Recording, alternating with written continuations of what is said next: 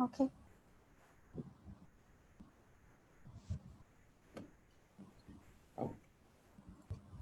Hello YB. Yes, salam sejahtera. Selamat malam kepada semua. Hi. Can hear?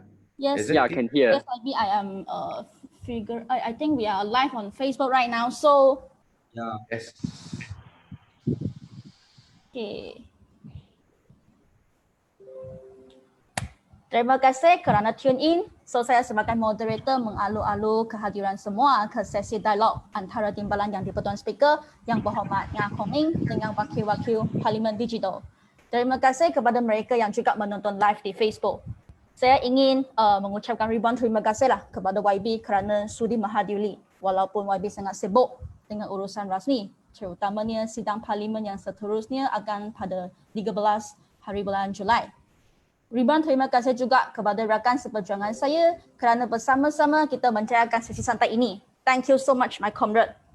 So, sebelum kita mula sesi ini, saya ingin menjelas sedikit tentang Digital Parlimen untuk pengetahuan kawan-kawan dan juga YB yang mungkin tidak biasa dengan nama Parlimen Digital. Parlimen Digital ini dikendali oleh Challenger Malaysia, Undi 18 dan Liga Rakyat Demokratik dan lahir daripada kesedaran persidangan Parlimen tidak dapat berlangsung secara normal ketika ini. Persidangan itu akan mentempatkan isu-isu semasa untuk dibahaskan secara maya sebelum proses undi usul. So pihak Sekretariat telah memilih 222 wakil daripada 6,000 jumlah pendaftaran dan saya sendiri berasa amat bersyukur kerana mampu mewakili kampung halaman saya, iaitu Kampar Perak. Mungkin rakan-rakan saya boleh membuat pengenalan sendiri tentang latar belakang masing-masing kerana saya tahu ada banyak orang anak-anak Perak di sini. Mungkin anak daripada Teluk Intan lah boleh mula dulu. Teluk Intan dekat mana? Wakil Teluk Intan. Okey, selamat malam semua. YB apa khabar? YB sihat? Kamu tak nampak YB lah, duduk Teluk Intan. Ya, Alhamdulillah sihat. Salam sejahtera dan selamat datang kepada semua anak-anak belia yang membawa berharapan negara. Saya Muhammad Syed Iqbal YB, saya sama kawasan dengan YB, hometown Teluk Intan. Oh, bersyukurlah. Ya. Okay. Tapi saya sebenarnya lahir dekat Ipoh, tapi saya membesar dekat Teluk Intan. Jadi memang saya dapat mewakili kawasan Teluk Intan sama macam YB juga. Saya pasti YB bangga dapat mewakili Teluk Intan.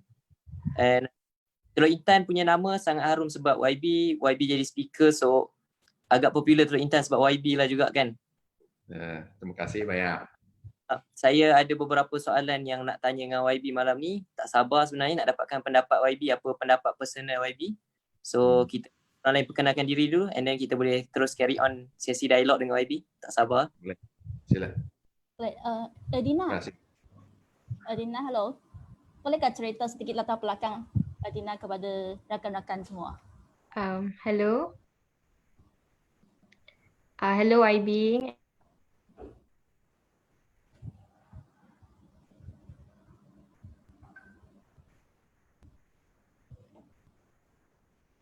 Tak dengar Adina. Adina mute.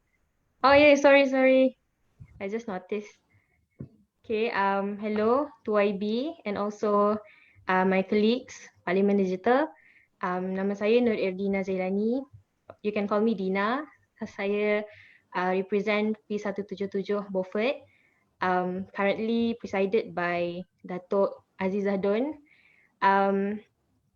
So you might listen to me having some certain Semenanjung accent when I was speaking Malay because I used to study in high school in the Peninsula. But anyway, I'm really looking forward for tonight's session. I noticed that I'm the only one from Sabah probably. So yes, I guess I'll be representing my state here as well. I'm looking forward to the session tonight, YB, and also with my colleagues today. Hi Wei Xiang. What about you? Hai, salam sejahtera semua. Saya Wei Xiang dari Parlimen Jelutong. Ya, so kini 18 tahun. Hi Yuli. Hi Beras. Hi everyone. So, saya Wong Yuli, saya berasal dari Air Tawar. Saya berumur 21 tahun ini dan saya mewakili Beras.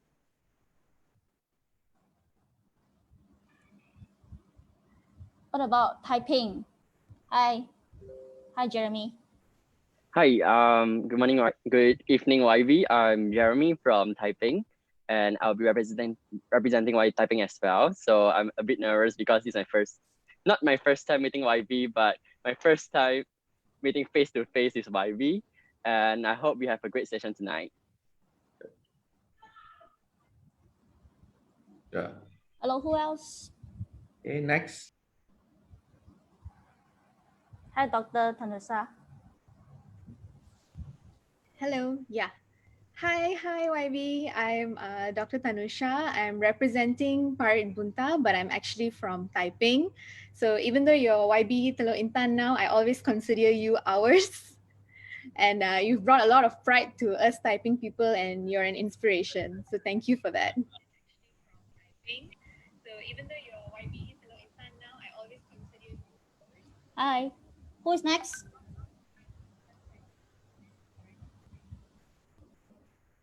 Hello, what about Tampun? Hi Tampun. Hi YB. Yes. Saya wakil Tambun tapi saya duduk Ipoh.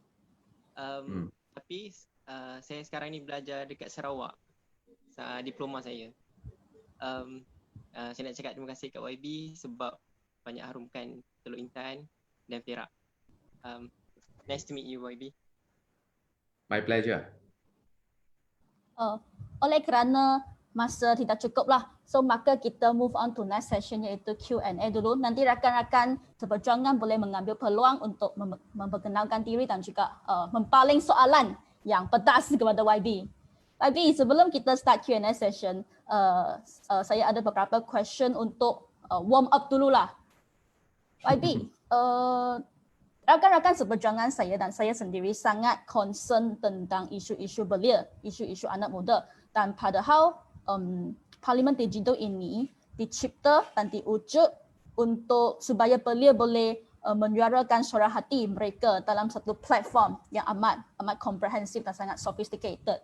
Oleh demikian, saya ingin tanya YB bahawa sepanjang pengalaman YB sebagai timbalan speaker, apakah pendekatan-pendekatan yang telah diambil oleh pihak Parlimen untuk lebih mendekati belia? Terima kasih dan salam sejahtera. Welcome to Digital Parliament Sessions dan sesi santai ini kepada semua rakan-rakan yang membawa harapan negara. Yang kita tahu belia adalah masa depan negara dan langkah proaktif pertama yang dilakukan oleh Parlimen Malaysia adalah meminda Perlembagaan Persekutuan untuk membenarkan di mana belia di bawah mencapai umur 18 tahun akan dapat mengundi pada PRU ke-15 sekiranya PRU 15 diadakan menjelang tahun 2023. Selain daripada pindaan perlembagaan yang dipandang sebagai satu langkah yang berani, Parlimen juga seperti dulu, kita juga teruskan dengan sesi Parlimen Belia yang merangkumi kesemua 222 kawasan yang diwakili oleh kesemua belia daripada pelbagai kaum. Dan sebenarnya untuk memperkasakan lagi, Parlimen sentiasa kita juga bekerjasama dengan Malaysia Kini pada tahun lepas iaitu pada Disember mengadakan sesi di 4 negeri dari utara, selatan sampai ke Sabah juga mengadakan, orang kata lari ada maraton, Parlimen ada debaton dan kita telah melakukan sesi debaton dengan semua mahasiswa-mahasiswi di 4 buah negeri melangkumi Semenanjung dan juga Sabah dan Sarawak. Dan antara lagi langkah-langkah pembaharuan nanti saya akan ceritakan untuk pengetahuan semua. Bagaimanapun saya berasa amat bangga dan bersyukur malam ini kerana di depan saya adalah belia yang prihatin tentang masa depan negara. You are the youth that concerned about the future of our beloved nation. I feel very proud to have a session with all of you. Yeah. Sila. Ya, Kayan? Ya, YB. Second question. Saya sendiri sangat rasa sangat ingin mengetahui jawapan kepada soalan inilah. YB, Parlimen merupakan institusi demokrasi yang paling penting dalam sesebuah negara demokrasi. Tetapi sidang Parlimen yang sebelum ini dianjurkan sepanjang 1 hari saja. So kita kata one day Parlimen. Apa kata YB tentang impaknya one day Parlimen terhadap demokrasi di negara dan apa sebabnya agak sebabnya atas kewujudan one day Parlimen ini? Ada apa agenda di belakang ini? Terlebih dahulu izinkan saya jelaskan fungsi utama Parlimen. Parlimen merupakan institusi terutama dalam negara ini sebagai salah satu cabang di bawah doktrin pengasingan kuasa. Di bawah doktrin pengasingan kuasa, negara terdiri daripada 3 cabang utama, iaitu perundangan Parlimen yang membuat undang-undang, eksekutif kabinet yang melaksanakan kerja-kerja dan juga melaksanakan penguatkuasaan dasar, dan yang ketiga adalah kehakiman. Saya rasa rakan-rakan di semua adalah fasih dan arif dengan doktrin pengasingan kuasa ini. Parlimen mempunyai 2 fungsi utama, paling utama, iaitu pertama, ia adalah institusi untuk membuat undang-undang. Sama ada pemandu mabuk dihukum, iaitu terpulang kepada Parlimen. Sama ada penagih dadah ini dimasuk penjara, ini undang-undang dibuat oleh Parlimen. Ini kerana itu institusi ini adalah institusi perundangan yang tersohor dalam negara ini, or you can call it the highest debating chambers in our country. Fungsi yang kedua juga sangat-sangat penting adalah Parlimen sebagai institusi perundangan. Dia memainkan peranan check and balances, semak dan imbang kuasa kepada eksekutif. Sekiranya tidak ada Parlimen, kuasa eksekutif dalam tangan Perdana Menteri, Menteri, Timbalan Menteri, tidak ada orang semak, imbang, maka sekiranya berlaku penyelewengan, pembaziran, ketirisan, rasuah dan lain-lain, dia tidak ada satu tempat atau wacana untuk kita ketengahkan isu-isu berkenaan dengan kuasa dalam tangan pihak eksekutif.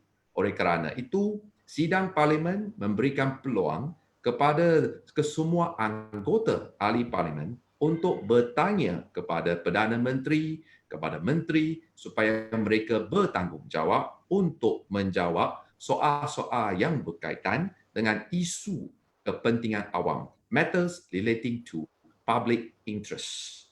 Ini sangat penting.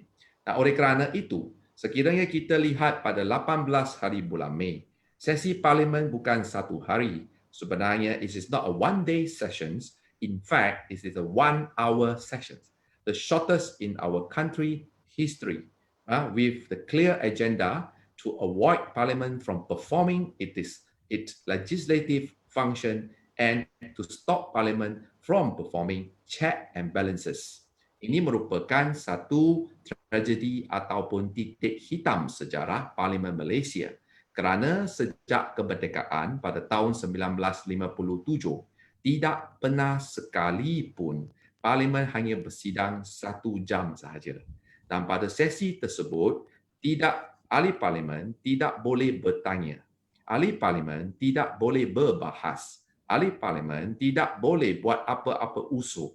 Hanya satu agenda, iaitu hadir Parlimen dengar titah Duli Yang Maha Mulia Tuanku Agong. Lepas itu terus bersurai dan duit rakyat dibazirkan dengan sedemikian.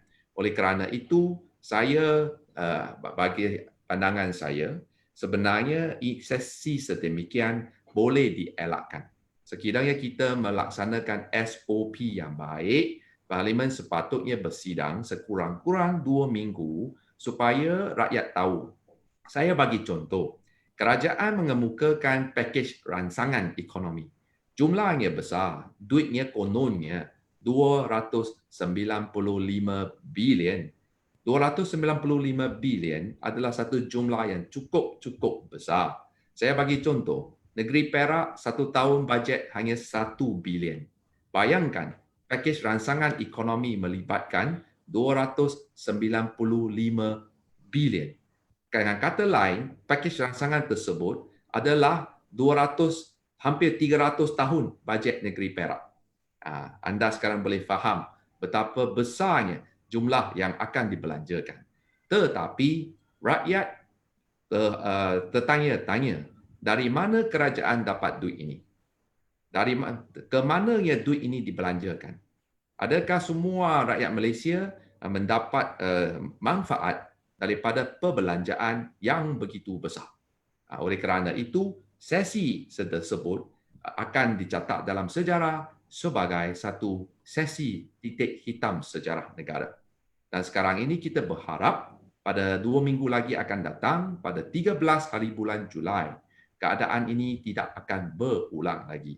Sepatutnya rakyat ada hak untuk mengetahui. People have the right to know. Sebagai ahli parlimen digital, saudara-saudari pun perlu faham, we have to defend the people's right to know. Kerana semua rakyat membayar cukai. Oleh kerana itu, there's no tax without representation.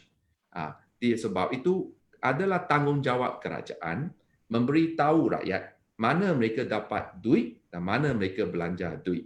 Kerana this is public fund. Ini satu konsep yang sangat penting. Dan berkenaan dengan agenda, kemungkinan besar pada waktu itu saya terang-terang kata sebenarnya kerajaan pada hari ini sebagai seorang peguam, saya berasa kerajaan pada hari ini adalah tanpa mandat rakyat. Oleh kerana itu, kita anggap dia sebagai backdoor government. It is without the people's mandate. Dan keadaan ini sepatutnya tidak boleh dibenarkan. Kerana mana-mana kerajaan yang sahih di dunia ini, saya pinjam quote daripada the most famous president of the America, which is Abraham Lincoln. Abraham Lincoln pernah kata, the only legitimate government in the world is the government by the people, for the people, and from the people. This is the only legitimate government in the world. It must be by the people, for the people, and from the people. Dan ini merupakan tanggungjawab setiap ahli parlimen, termasuk saudara-saudari sebagai bakal ahli parlimen, ataupun sekarang ini sudah jadi ahli parlimen digital, ahli parlimen maya ini, ia adalah tanggungjawab bersama kita untuk mempertahankan intipati semangat demokrasi ini. Backdoor government is not democracy, it is democracy, not democracy. Ini kita harus faham konsepnya. Tak kira siapa menang, tetapi jika nak jadi kerajaan, dia mesti melalui proses demokrasi, iaitu seorang seundi untuk pilih. Dulu rakyat pilih Barisan Nasional. Pada 2018, rakyat pilih Pakatan Harapan. Maka the people's mandate must be protected because we have to protect the sanctity of the votes, the sacred votes by the voters. Rakyat bersusah payah ambil cuti, berbaris di bawah matahari terik, menjadi pacar untuk memastikan proses demokrasi ini berjalan dengan lancar. Maka siapa-siapa pun, saya tak kira siapa parti jadi kerajaan, dia mesti melalui proses undi. Jika menang, tak apa. Yang kalah jadi pembangkang. Yang menang jadi kerajaan. Tapi pelik bin ajaib sekarang di Malaysia ini, yang menang jadi pembangkang. Yang kalah jadi kerajaan. Itulah sebab itu rakyat marah dan tidak boleh terima kerajaan sedemikian. Saya ada ini merupakan penjelasan ringkas saya mengapa dia adakan parlimen 1 jam. Saya terangkan sebenarnya di Kanada. I was in Canada this January before MCO. Walaupun mereka pun ada COVID, they have a restricted parliament sitting. Hadkan jumlah ahli parlimen yang hadir, tetapi proses proceeding parlimen masih berjalan lancar di beberapa negara Commonwealth, termasuk yang kita mewarisi iaitu House of Commons di London. Sistem kita sebenarnya mewarisi Westminster System. Ini saudara-saudari semua perlu faham. We inherit Westminster System from House of Commons, United Kingdom. Dan ini merupakan parlimen demokratik yang paling lama di dunia. Sejarah mereka sudah hampir 1,000 tahun. Ini parlimen UK pun ada sidang. They do digital parliament style, Zoom style pun dibenarkan. Tetapi Malaysia amat dikesali, kita telah pun terlepas peluang untuk mengadakan sesi parlimen on the virtual world, dan fungsi parlimen telah pun terbatas dan dicantas. Inilah akibatnya ada kerajaan tanpa mandat rakyat. Ya, ini adalah penjelasan saya. Terima kasih YB. Seterusnya saya rasa anak Teluk Intan Syah Iqbal ada soalan untuk YB. Silakan. Okey, Teluk Intan dipersilakan. Salam sejahtera YB. Ya. Okey YB, saya ada soalan dari Teluk Intan untuk Teluk Intan YB ya. Okey, YB, sebagai seorang naib speaker, YB mesti salah seorang orang yang paling familiar lah dengan keadaan di parlimen sekarang. Okey, jadi dengan tertubuhnya kerajaan yang ada majoriti begitu sedikit dalam parlimen, adakah YB merasakan bahawa kerajaan tersebut stabil? Jika tidak, mengapa masih belum dijalankan pilihan raya? Mengapa parlimen belum dibubarkan untuk menjalankan pilihan raya supaya rakyat diberi pilihan semula? Supaya tidak kekal keadaan di Malaysia, kerajaan tidak stabil. Kerana seperti yang kita tahu, sekarang Malaysia di dalam krisis, Yang Berhormat. Maka kita tidak ada masa untuk berfikir tentang bertukar kerajaan, tentang krisis politik. Rakyat seharusnya diberi semula kuasa untuk memilih. Mengapa parlimen masih belum dibubarkan? Dan sebaliknya, jika YB merasakan bahawa kerajaan sekarang stabil, mengapa parti politik YB iaitu DAP tidak bersama dengan kerajaan sekarang? Itu soalan saya, YB. Okey, terima kasih soalan daripada anak Teluk Intan. Saya akan cuba jawab sekadar mana yang mampu. Yang pertama, kerajaan ini tidak diiktiraf kerana dia tidak ada mandat daripada rakyat. Yang kedua, tentang sama ada kerajaan ini stabil ataupun tidak, jelas dia tidak stabil. Kerana pada perasmian parlimen pun kita lihat sebenarnya yang menyokong, di negara kita ada 222 ahli parlimen. Sekiranya siapa pun nak bentuk kerajaan, dia mesti wajib untuk memiliki sekurang-kurangnya 112 kerusi. Tetapi kerajaan sekarang di bawah Tan Sri Muhyiddin cuma mempunyai atas paper, on paper 113 kerusi yang melebihi majority, iaitu minimum yang diperlukan.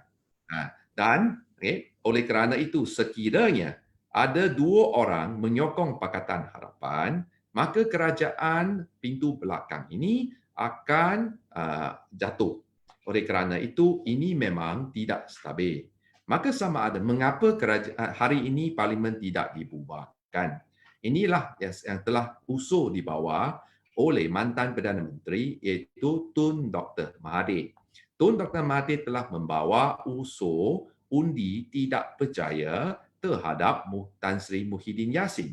Kerana Tun berasa Tan Sri Muhyiddin Yassin bukan merupakan Perdana Menteri yang halal, iaitu tidak sah kerana tanpa mandat rakyat. Tetapi usul ni kita belum lagi diuji di medan parlimen. Saya bagi contoh, sekiranya kita imbas kembali sejarah negara. Pada tahun 1976 jika tidak silap saya, waktu itu saudara-saudari semua belum lahir lagi. Waktu itu Allahyarham Tun Razak telah pun meninggal dunia. Dan yang mewarisi Tun Razak adalah Tun Hussein On. Tun Hussein Onn setelah mengambil tampuk pimpinan dalam masa terdekat, dia telah membawa satu usul di Parlimen untuk menguji majoriti beliau, dan iaitu membawa usul undi percaya terhadap Tun Hussein Onn. Dan dalam sesi tersebut, Hussein Onn telah berjaya membuktikan beliau mempunyai majoriti di Dewan Rakyat, iaitu he command the majority of the House, selaras dengan perkara 43 Perlembagaan Persekutuan.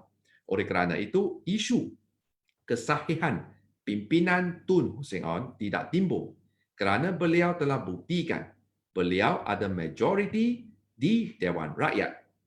Tetapi jika kita bandingkan setelah 40 tahun, lebih 40 tahun pada tahun 2020 di Malaysia, Perdana Menteri hari ini tidak pernah diuji di Parlimen. Semua rakyat bertanya-tanya sama ada Tan Sri Muhyiddin mempunyai majoriti di Dewan Rakyat. Tak ada orang tahu kerana tidak pernah ada pun apa-apa usul. Dan saya jelaskan, sekiranya usul Tun Dr. Mahathir pada 13 hari bulan Julai diketengahkan dan lepas itu undi diambil, dibenarkan untuk diundi. Jika Muhyiddin Yassin kalah di usul tidak percaya ini, maka dia mempunyai tiga pilihan. Pertama, letak jawatan. Kedua, menghadap Duli Yang Maha Mulia Tuanku Agong, minta bubar Parlimen. Ketiga, Tuanku menggunakan budi bicara di bawah perlembagaan, lantik Perdana Menteri ke-9, lantik PM9. Ini adalah tiga pilihan yang boleh dibuat sekiranya usul tidak percaya di bawah dan diluluskan di Dewan Rakyat. Inilah oleh kerana sekarang saudara-saudari boleh faham betapa pentingnya fungsi dan peranan Dewan Rakyat. Kerana ia merupakan medan institusi perundangan utama dalam negara ini yang akan menentukan siapa ada majoriti dalam Dewan Rakyat, dialah yang akan menjadi kerajaan. Bagi contoh, katakan sekiranya sekarang ini Pakatan Harapan Plus berjaya mengumpulkan lebih daripada 112 ahli parlimen, dan mereka membawa surat akuan untuk menghadap Tuanku Agong. Dan Tuanku Agong setelah periksa mendapati sekiranya calon Pakatan Harapan Plus berjaya membuktikan mereka ada majoriti di Dewan Rakyat, maka Tuanku boleh lantik orang atau calon itu sebagai Perdana Menteri untuk menggantikan Tan Sri Muhyiddin Yassin. Saya harap penjelasan saya adalah jelas. Seterusnya saya percaya Amris, anak Bagan Takto, ada soalan untuk YB. Okey, hello YB. Ya. Hai. Okey, saya Amris, umur 22. Saya bukan berasal dari Datuk, berasal daripada Tol Intan dan membesar di Tol Intan. Dan ayah saya pun salah seorang pimpinan PH dekat Tol Intan, Cik Muzaffar Shah. Dan saya nak tanya soalan kepada Yang Berhormat. Macam mana, terutama sekali yang saya nampak kat Teluk Intan ni, untuk anak belia untuk jadi celik dalam politik. Maksudnya sebab banyak belia sekarang ni dia apa-apa info daripada media, diorang ni kurang selidik semua tu. Dan macam mana nak encourage diorang ni untuk celik politik? Adakah dia ada mempunyai kursus ataupun apa-apa saja program? Thank you YB. Ya. Terima kasih. Sebenarnya kita ada banyak ruang untuk belajar supaya celik dalam politik. Yang pertama adalah kita menerusi mengambil bahagian dalam mana-mana kursus ataupun political education. Saya cuma bagi contoh seperti DAP, kita ada sekolah demokrasi. untuk mendidik mahasiswa-mahasiswi supaya mereka lebih faham apakah erti politik sebenar, apakah rukun negara, apakah bagaimana seorang ahli parlimen dipilih dan lain-lain lagi. Dan sebenarnya saya galakkan supaya belia kita, actually the most important is you are concerned about the future of the country. Macam saya dulu belajar di Universiti Malaya. Yang saya buat, saya menyertai gerakan mahasiswa. Daripada itu kita banyak belajar tentang landscape politik negara kita supaya kita lebih arif, lebih faham, lebih celik. Tetapi yang penting, we must show our concern. Yang saya risau bukannya sarulan-sarulan kepada belia. Yang saya risau ni kebanyakan belia minatnya tidak dari bidang politik dan mereka lebih minat dalam bidang yang lain. Dan oleh kerana itu, oleh kerana tidak ada kecelikan dalam ilmu dalam politik, senang terbawa-bawa dengan sentimen-sentimen negatif termasuk perkauman ataupun fahaman radikal agama yang dianjurkan oleh setengah pihak dan terbawa-bawa sehingga kita telah pun terpesong daripada perjuangan sebenar untuk membina integrasi dan perpaduan nasional dalam hala tuju kita membawa negara kita menuju ke status negara maju. Dan saya menggalak-galakkan adik menyertailah mana-mana kem politik khususnya jika ada sekolah demokrasi sesi tersebut jangan lupa untuk iktiraf untuk daftarkan diri dalam setdem tersebut.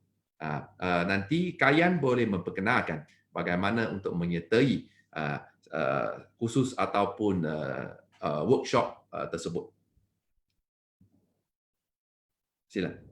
Seterusnya Dr. Martin, it's your turn. Hi Dr. From which constituency? Sila. Hi YB, I am from Ipoh Barat. I represent Ipoh Barat. A big fan of yours. Can I mix the question with Malay and English a little bit, if it's okay with you? Okay. Sure. So YB, we know that you are one of those person as an MP in Malaysian politics that has represented different constituency and yet gained to get a win in different constituency.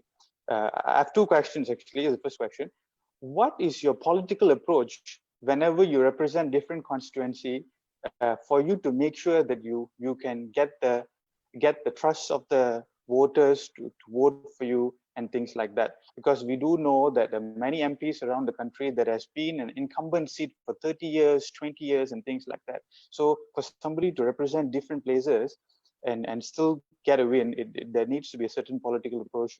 What's yours?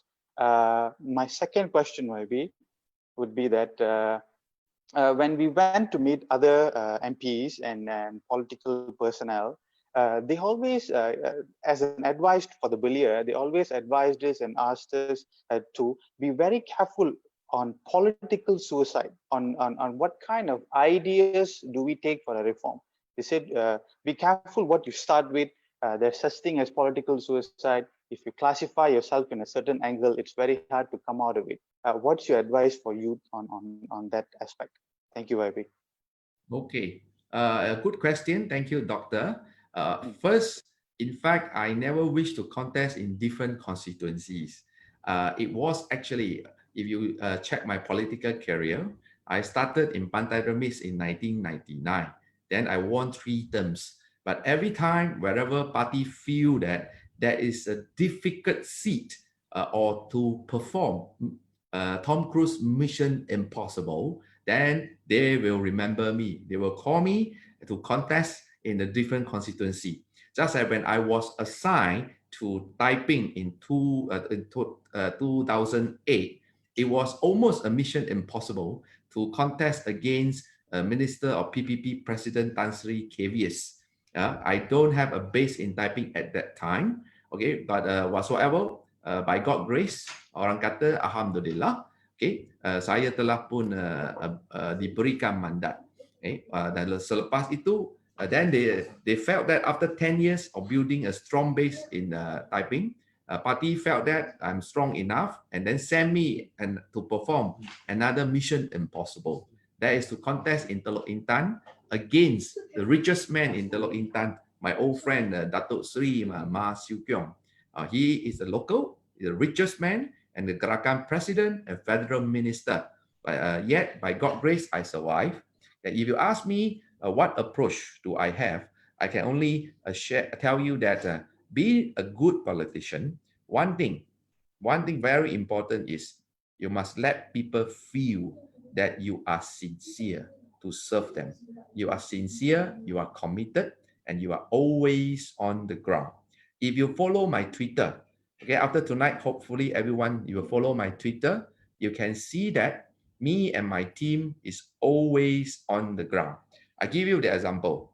For the past 100 days in Taiping, okay, Taiping DAP service team has gone house to house, door to door, non-stop for 100 days to send food, to send assistance, masks to the poor Malaysian who needs help, and irregardless of race or religion. I believe that with this consistent and effort, people felt and appreciate our contribution. Then they will see that they know that it is very important. They feel that the Wakil Rakyat is always on their side.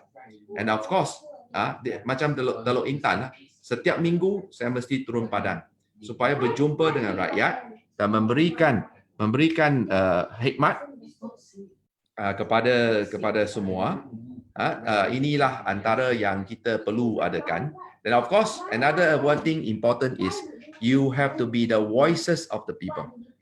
Speak up on the issue concerned by the public. Excuse me, children. Okay. You have to speak up as the member of parliament, especially on the issues relating to public interest and a concern of your constituencies. For example, saya bagi contoh, masalah banjir di Teluk Intan telah pun it has been haunting the Teluk Intan people for the past 50 over years. Dalam masa 2 tahun, saya berjaya mendapat peruntukan 80 juta ringgit untuk membina tebatan banjir sepanjang Sungai Perak untuk memastikan Teluk Intan tidak lagi dilanda banjir pada masa yang akan datang. Dan saya haraplah sekarang dengan pertukaran kuasa kerajaan, jumlah duit 80 juta yang kita berjaya dapat ini masih diteruskan demi kebajikan dan kesejahteraan hidup rakyat. One advice I would like to advise all our friends, including friends online, never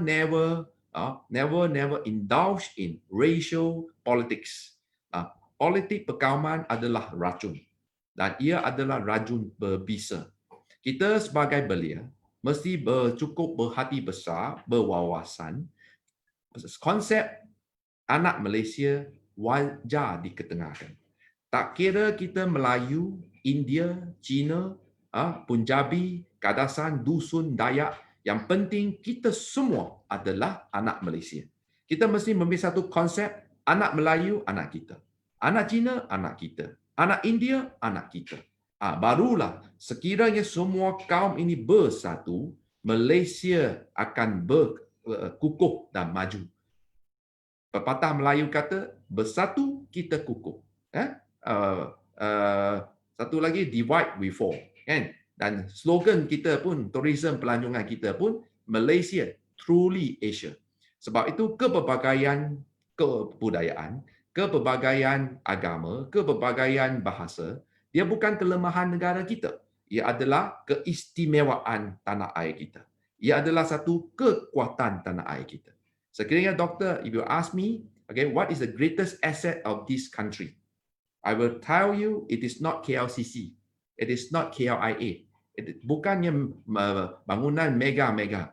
Yang paling penting asset, the most cherished or important asset of this country is kepelbagaian budaya dan agama dapat bersama secara aman damai dengan penuh keharmonian. Inilah keistimewaan negara kita. We don't wait until we lost it, then only we regret. we got to cherish and appreciate it. And I believe this is the only way forward.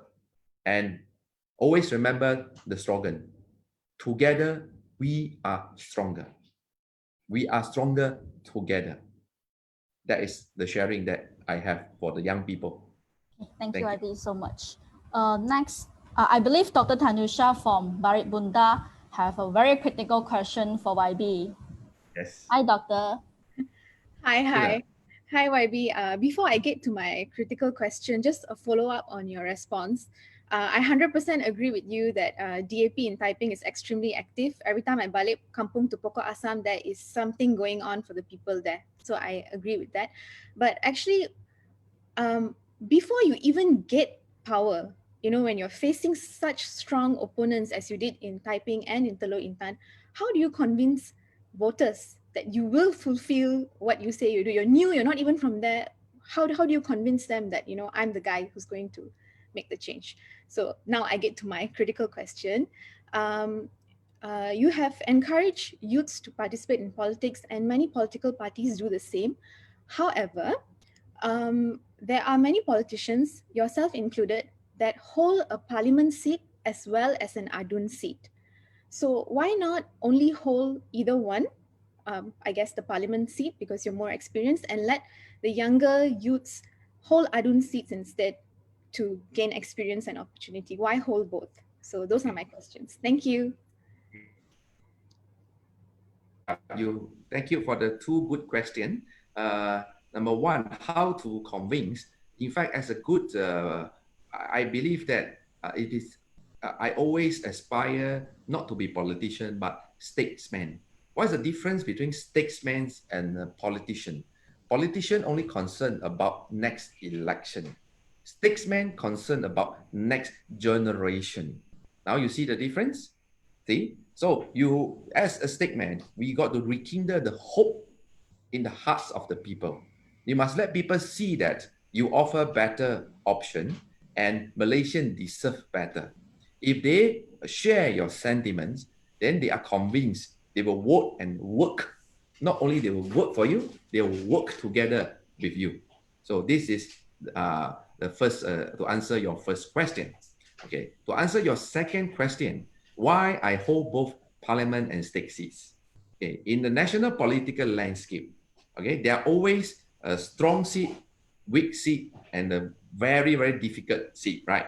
For example, Pekan is UMNO strong seat. Okay, the incumbent is Najib, right? Yo, siapa pergi lawan mesti mati punya. Right? For example, Bukit Bintang is DAP strong seat, for example, right? Okay, whoever contests, if you stand under the rocket, you will win the seat. Okay, basically, that's the explanation. Okay, why I contest two?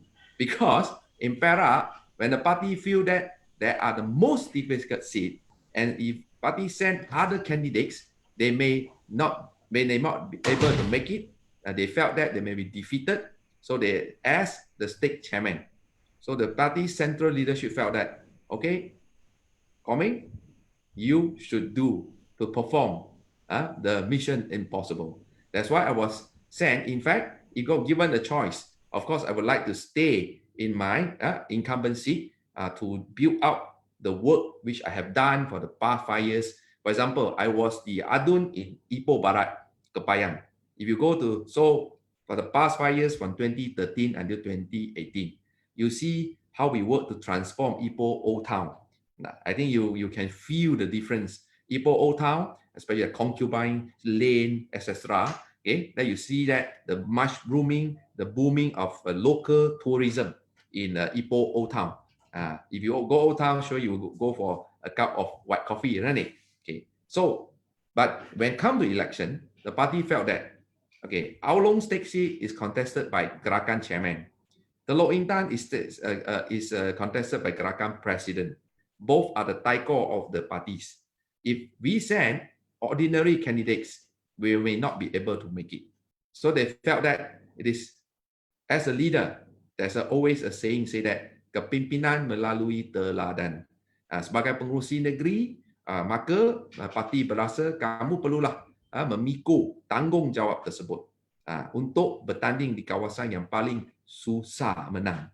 Now you understand why. So that they send me and hope that I can defeat the Gerakan State Chairman and then send me to Parliament to defeat Gerakan President. So I'm very blessed and fortunate that the people of Teluk Intan and Aulong trust that I can do better job and given me the mandate. I am profoundly thankful and grateful for the trust and confidence they have in me. Thank you. Okay. Thank you, YB. Yep. Okay. Did I answer your question? Okay. Sila. Next, we have Zhen Hong from Batu Kawan. Thank you. Hi, Zhen Hong. Hello. Our friend from Penang. Good evening, YB. Yes. YB, before you became the deputy speaker, you were very outspoken and you didn't hold back from criticizing anyone. So my question is this: after you became deputy speaker, have you ever found yourself in a situation where your personal opinion is in conflict with your duty to be impartial? If you have, can you explain on how it happened and how it was subsequently resolved? Thank you. That as a political leader, we must be mature enough to distinguish from performing your official duty and your personal opinion.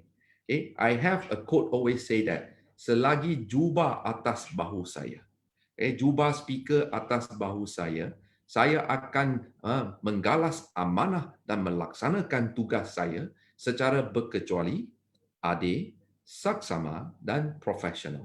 Kerana sebagai speaker atas bahu saya memikul imej dan martabat institusi utama negara ini dan adalah tanggungjawab saya untuk menjaga martabat dan imej negara institusi parlimen. Oleh kerana itu, so when we come to this, okay, I will always distinguish what is my personal political opinion and my official duty. So if you know how to distinguish between these two, there's no conflict about it. Okay, sebagai contoh, apabila saya mempengerusikan sidang Dewan Rakyat, you can watch on the TV. I will be impartial and fair to both the government and also the opposition. Okay, regardless of which party you come from, we are like a judge sitting in the middle on the bench, and we are there to deliver justice. So when you have this concept, you know what you are doing, and I believe that it's not difficult to resolve the so-called conflicts that you asked just now. I hope I answer your question. Sila.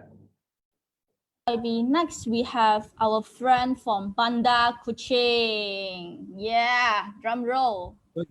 Question tak ada soalan tambahan, cuma satu soalan saja. Biasa parlimen mesti ada soalan tambahan. Terlepas jawapan dia ada soalan tambahan. Tak apa. Okay, teruskan. Sila. Hi, our friend from Bandar Kuching. Okay, so good evening. From Malaysia. Yeah, I'm watching across the South China Sea. Okay. Yes. Yeah. Okay, so very good evening, YB. Actually, I'm very impressed with.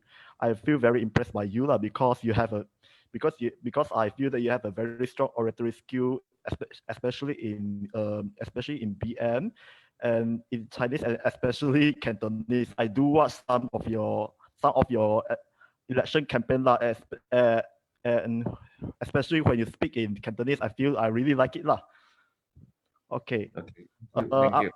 Okay. My question. I'm going to touch some issues with the election, because I'm sure that YB is aware that the 2018 redelineation of the electoral boundary is a joke Can say it is a joke, especially since you are from Perak. Since you are from Perak, I can easily take an example, which is the state seat of Tebing Tinggi You see the you see the way it delineates from a Chinese majority all the way into Malay majority. Okay, so actually I did a little bit research. We might have some problem with article number 46, which is the composition of the House of Representatives, that which takes how many seats which for each state have. If you look at Selangor, only has 22 seats, but for Johor they have 26. That means that Selangor that has, for each seat in Selangor they have a lot of people, especially your friends Tony Puas, which has like 150K, for example. 150,000. Yeah, and another one is Article 116. I'm not sure when they abolish some bracket. I think it's brackets. I forgot it's bracket how many already, but it states about the difference between the constituency. So actually, I'm not a lawyer. I'm not a lawyer. You are the lawyer. I'm sure you are very clear. I'm sure you are very clear about that compared to me. So can I have your opinion regarding our voting system and electoral system in Malaysia? Thank you very much. Okay, thank you. The question from Bandar Kuching. If you ask me about this electoral boundary, what is important? What is important is one man, one vote, one value. In Malaysia, when the nation gained independence in 1957, our original, or I use the word original federal constitution, clearly stipulates, different numbers of voters between each constituency shall not exceed 15%. For instance, Bukit Bintang 100,000, maximum other constituency, it must be 115,000 or 85,000. Tak boleh kurang. But unfortunately, under the rule of Barisan Nasional in the past 60 years, they have amended at least 43 times of our federal constituency, practically destroy the one man, one vote system. That's the reason why, as a result of gerrymandering, now you see, that's why the word you used just now, you say that the electoral boundary is a joke. Yes, it is indeed. You see, for example, Damansara, Tony Puas has 152,000 voters to serve. But you compare Putrajaya. Putrajaya is 30 minutes away from Damansara. Tengku Anan only have 9,000 voters to serve. Where is one man, one vote? Don't you agree it is ridiculous, isn't it? Satu kawasan 9,000, satu kawasan 150,000 pengundi. Tapi gaji sama, allowance sama, kerja 10 kali lebih ganda. That is why we say we need a major electoral reform. Now you understand why I joined Bersih 1, Bersih 2, Bersih 3, Bersih 4, Bersih 5. Why we go on the street? Because the government in the past refused to listen to the voices from the people, from the ground. There's a reason why Bersih movement come out with the quest for a fair and clean election. We don't want that. The voters at Damansara, 152,000. One vote in Putrajaya is almost 10 votes in 14 votes in Damansara. That is definitely a gross injustice, and definitely shall not happen in any country which we call ourselves a democratic country. Oleh kerana itu, saya rasa reformasi sistem pilihan raya sangat-sangat penting dan wajib disokong oleh kedua-dua belah pihak, sama ada Perikatan ataupun Pakatan Harapan. So that is for the nation interest and the people's interest. I share your sentiment. It is a joke. For example, I give you an example. Teluk Intan. Sebahagian daripada Selangor, negeri Selangor itu di Ulu Benam. telah pun dimasukkan dalam kawasan Parlimen Teluk Intan. So in fact, Dr. Tarusha, I'm not only the representative for 2 seats, and in fact, I represent 2 states because part of my parliament constituency is Selangor. Okay, I am member of parliament for Perak, but part of my constituency is actually Selangor. So how ridiculous it could be, and it happened in front of our eyes. There's a reason why we need youth power to work together with us for what? For major reform and change. We must. That is the call for all Malaysian tonight.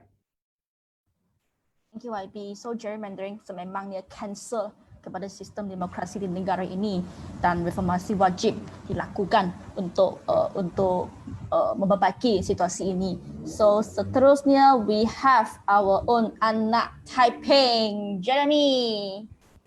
Right, good evening YB. So I have 2 questions. So first of all, regarding the hopping, like MPs who are selected, they are hopping from party to party.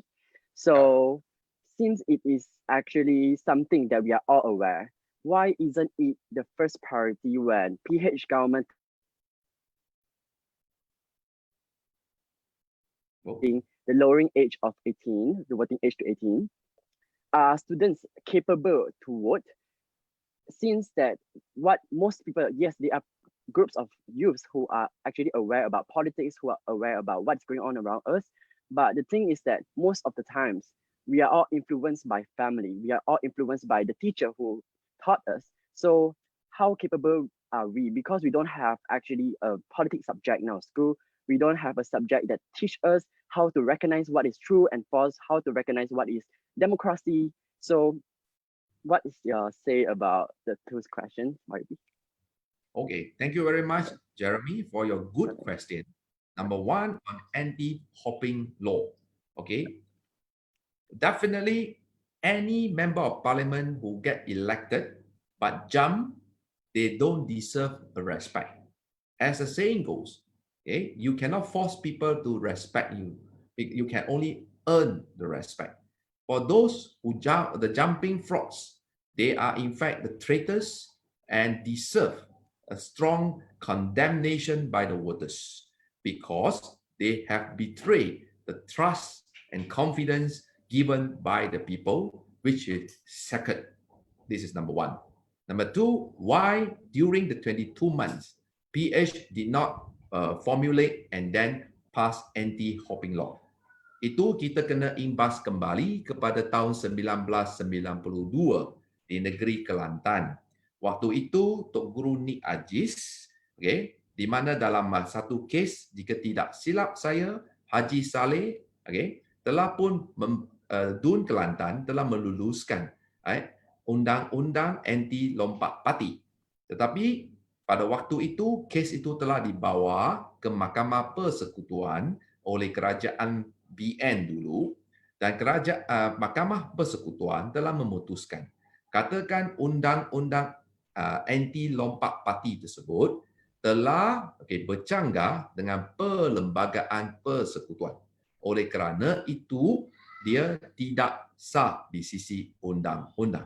This is most regretted.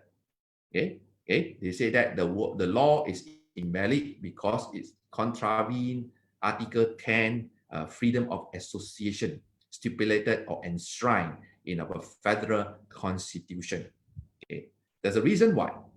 Jika PH pada waktu tersebut nak luluskan undang-undang anti lompat parti, kita perlukan majoriti 2/3, iaitu kita perlukan sokongan daripada UMNO dan PAS, iaitu parti pembangkang pada waktu tersebut, untuk meluluskan, meminda perlembagaan persekutuan. You must understand, if you want to amend federal constitution, it requires 2/3 majority in the House. So at that time, PH don't have 2/3 majority. That's why we cannot amend federal constitution to pass anti-hopping law. I hope I answer your question.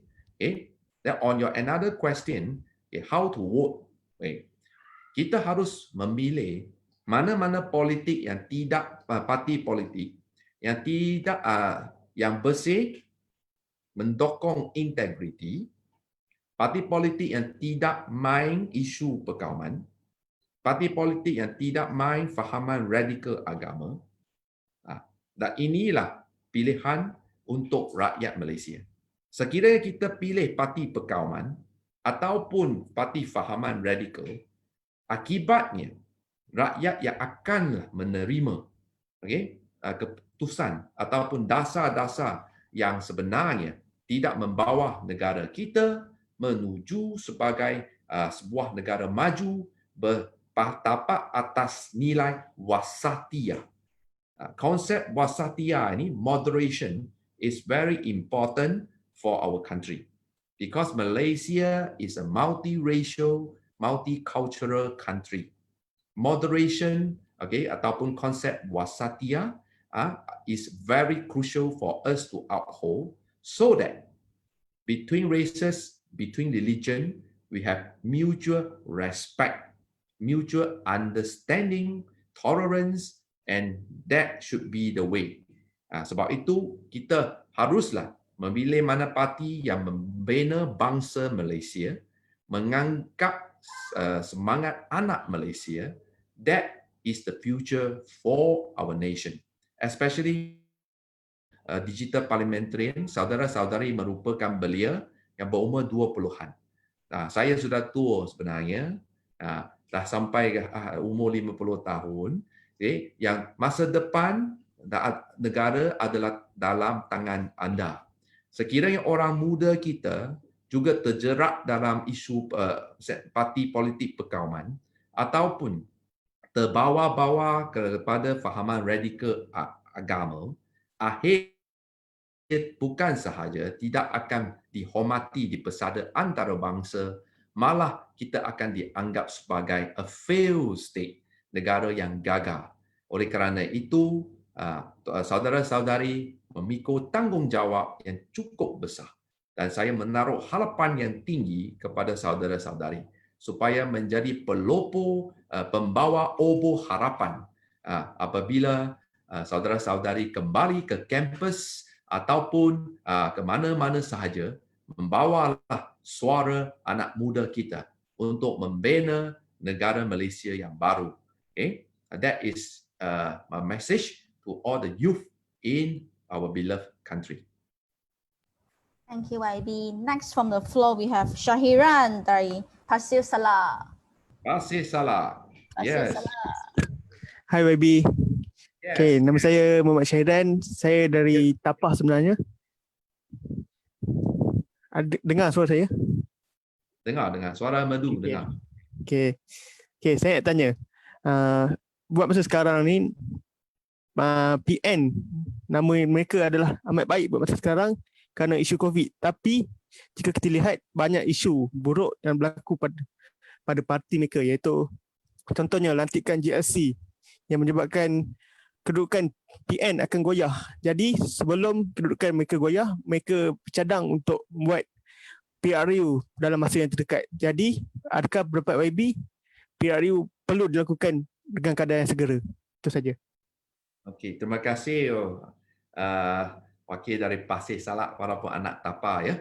Okey, tentang pilihan raya ataupun snap election, dia bukannya begitu mudah. Sebenarnya perikatan ni pada ketika ini mereka bernasib baik kerana dapat berselindung di belakang isu COVID-19. Kerana tidak ada semua orang terpaksa kurung dalam rumah dan mereka bernasib baik mempunyai Ketua Pengarah Kesihatan negara kita yang baik, iaitu Datuk Dr. Noor Hisham Abdullah. Kerja-kerja untuk mencegah COVID-19 sebenarnya telah pun dilaksanakan oleh our Director General of Health, iaitu Datuk Dr. Hisham bin Abdullah. Tetapi selepas COVID, masalah sebenar akan timbul. Pertama, isu ekonomi. Tahun ini negara kita bakal mengalami kemelesetan ekonomi yang paling teruk dalam tempoh 30 tahun. Kedua, masalah pengangguran. Kebanyakan mahasiswa yang tamat pengajian tahun ini terpaksa menghadapi masalah pengangguran. Setakat semalam pun, lebih 800,000 anak muda ataupun pekerja-pekerja telah pun hilang kerja. Ya. Nah, sekarang ini masalah ekonomi mula timbul. Dan yang ketiga, menjelang bulan 10, moratorium iaitu penangguhan bayaran ansuran kereta, pinjaman kereta dan juga pinjaman perumahan akan ditamatkan. Mulai bulan Oktober, semua pihak akan terpaksa meneruskan bayaran ansuran, pinjaman kereta dan juga pinjaman rumah. Waktu itu, kita baru dapat nampak sama ada kerajaan perikatan ini mampu mentadbir ataupun tidak. Dan khususnya apabila mereka tidak dapat meyakinkan pelabur asing. Saya bagi contoh, dalam 2 minggu ini sahaja, sebanyak 16 bilion duit pelabur asing mereka telah mengundi dengan kaki mereka, iaitu telah pun membawa duit mereka lari dari Malaysia keluar ke luar negara yang lain. 16 bilion dalam 2 minggu adalah satu contoh ataupun jumlah yang cukup besar sekali. Tanpa pelabur asing masuk negara kita, tidak ada orang buka kilang baru, tidak ada orang buka hotel baru, kilang baru, syarikat baru, maka tiada peluang pekerjaan. Walaupun kita habis pengajian, we finish our degree, but when we graduate, we will face with unemployment problem. Waktu itu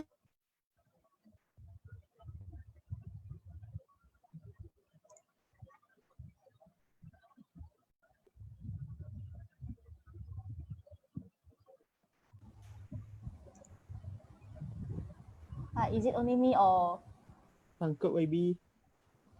Sangkut. Here also, here also.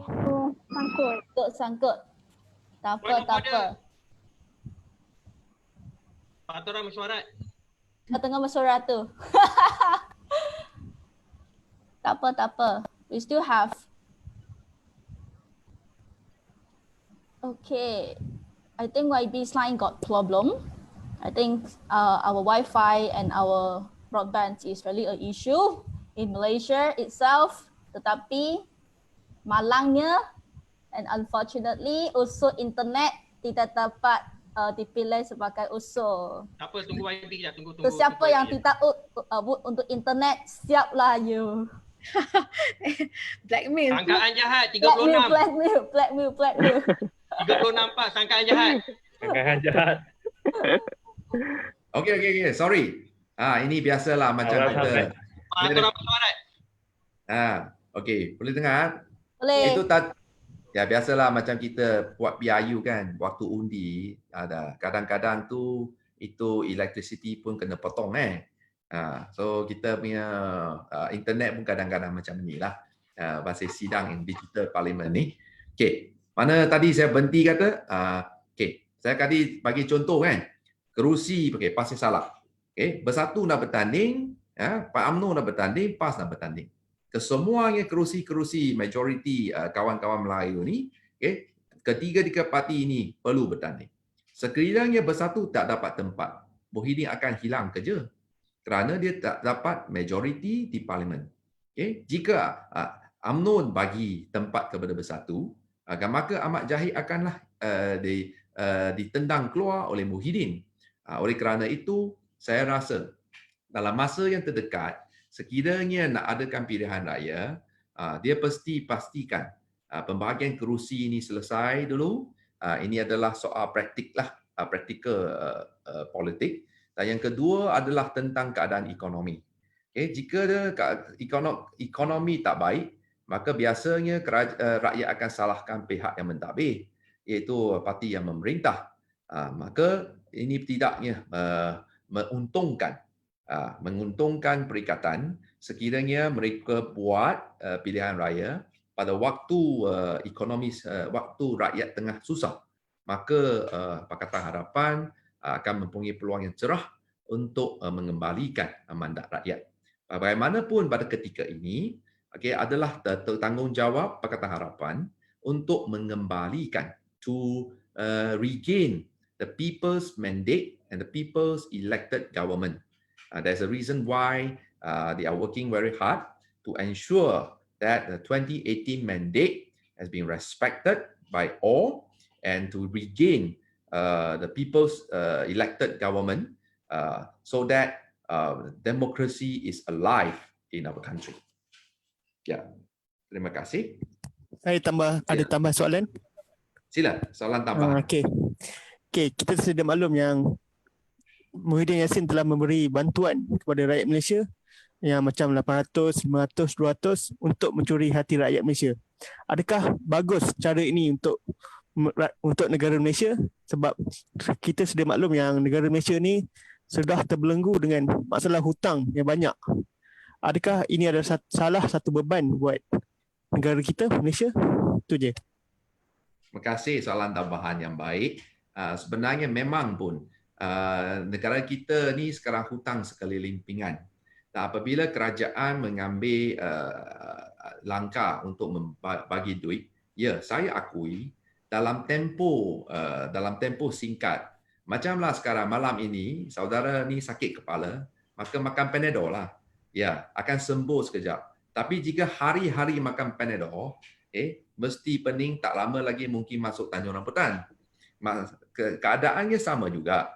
Sekiranya kerajaan bagi duit 800 dalam tempoh dekat, kita nampak ada kesan untuk saya tidak menafikan kebaikannya kerana ia dapat menjaga kestabilan sosial. Sekiranya kerajaan tak bantu, terlalu ramai yang menganggur, maka ia akan menggugat kestabilan masyarakat dan akhirnya yang rugi dan terpaksa tanggung kerugian adalah kita semua.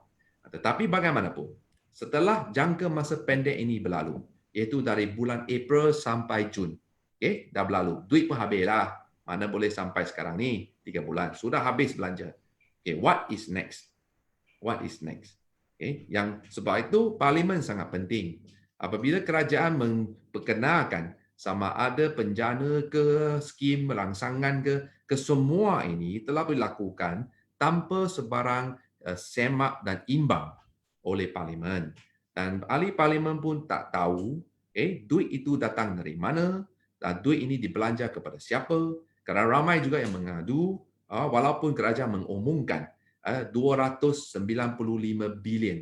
Tetapi setelah diteliti, sebenarnya the actual fiscal injection to the economy is actually only about 10%.